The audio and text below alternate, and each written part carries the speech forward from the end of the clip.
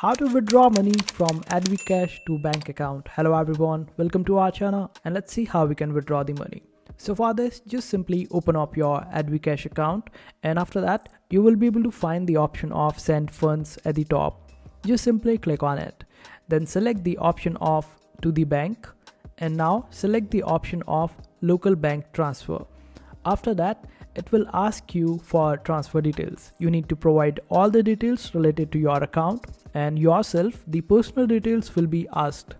So just provide your personal details and also provide the details of your bank where you want to transfer the funds. After providing all the details, you will have to agree with the terms and conditions of Advcash.